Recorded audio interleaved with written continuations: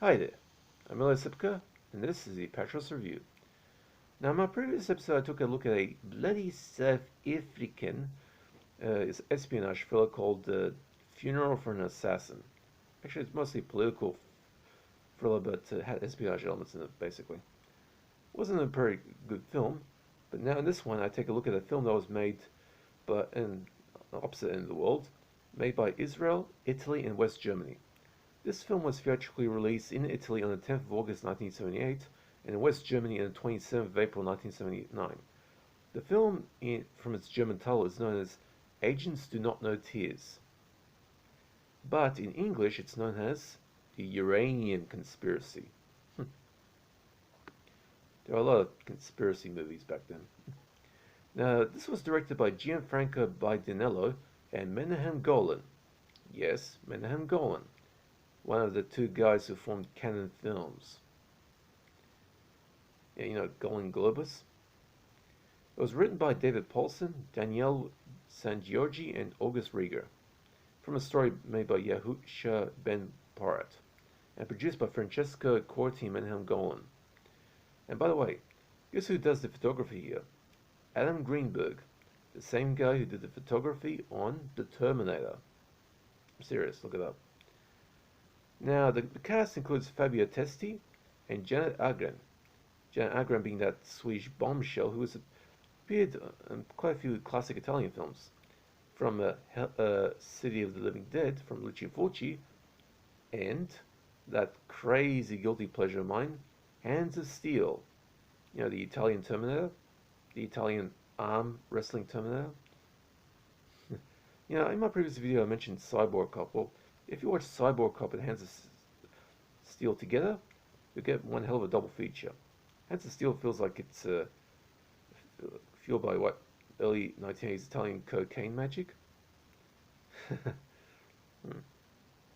Anyway, now the Uranian Conspiracy, or Agents Do Not Know Tears.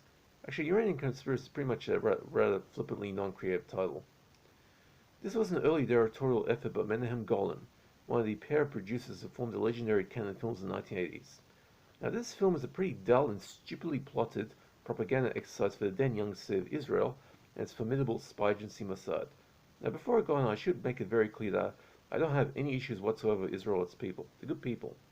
Only that this particular movie isn't a very good one. Although it's not unwatchably bad, just disappointingly mediocre.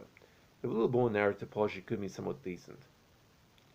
Now, in the film, Mossad, the Israeli Secret Service, receives word that a large shipment of yellow cake uranium, which is a loose-filled version of uranium that's principally used as chemical fertilizer, but can also be used for military-grade nuclear bombs as well, just the rather crude ones.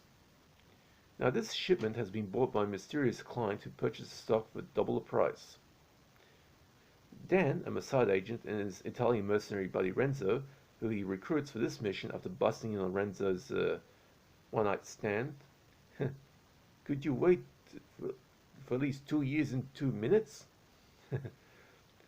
Now, they're both handpicked to investigate the cell and to ascertain the intended destination of the shipment, which is being sent by sea, as chemical fertilizer tends to be sent by sea, and is large enough to provide fuel for at least 24 nukes. Given the diplomatic relations back then between Israel and the Middle East, you can bet your ass that Mossad is pretty nervous about this. I mean, material for 24 nukes, that's yikes. Now, heading to Germany, they trace the shipment to a German businessman called the Baron. How original. Who might be part of a secret terrorist cell working for a Middle East state. With Renzo seducing the Baron's secretary Helga, and Dan heading a commander squad to sabotage the freighter as hauling the shipment, but the potential threat is soon foiled, but it gets kind of complicated. It doesn't go smoothly.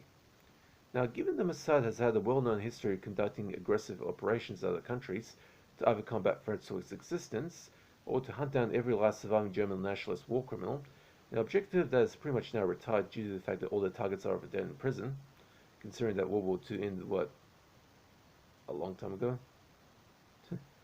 This film pretty much fills that quota to a T. The plot is contrived without any real exposition to the nature of the threat or even rationale for the Mossad mission. It's kind of like vague. It's pretty much like, I mean, the mission to sabotage the freighter is basically it's like a preemptive strike. Now, but the thing is, it seems to be just to stop what could be a legitimate business deal done by some legit means before they could, in the off chance, become a concern to Israel. But having said that, you have to realize that during the 1970s, espionage thrillers were literally a dime a dozen, made all over the world. Like that South African thriller I covered in my previous review, Funeral for an Assassin. So in those days, this was pretty reasonable stuff. By today's standards, it's not anything to write home about, and a rather disturbing possibility, which is just an impression you get that the Mossad agents in this movie might have accidentally gone after the wrong people. It's pretty hard to shake. Although they eventually do fall some real nasty types of gangs and weapons fuel. Like I mentioned earlier, yellow cake uranium was widely used in the 1970s as a chemical fertilizer, although I don't know about its use today. If any of you watching out there are experts or veterans in the chemical fertilizer field, hit me up in the comment section. I would love to know if you still use yellow cake uranium. I'd love to know.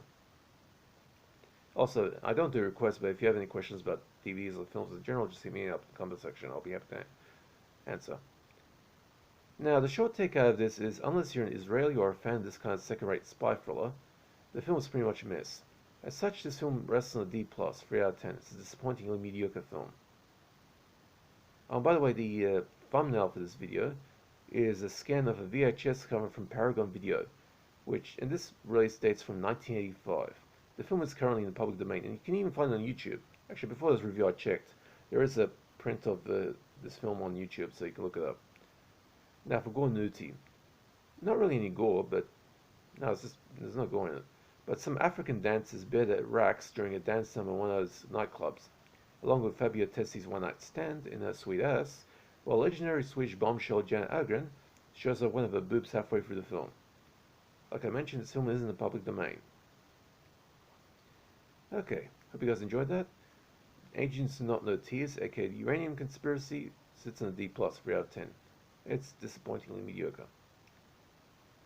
And, yeah, I'm kind of wondering which title to use for this, the full title. I'll just go with the original one, Agents Do Not Know Tears. Anyway. Okay, I hope you guys enjoyed that.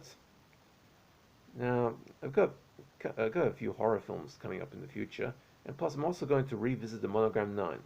In the past I did the Monogram 9 in three part episodes, but now I'm going to do them separately, with a little more analysis of each one.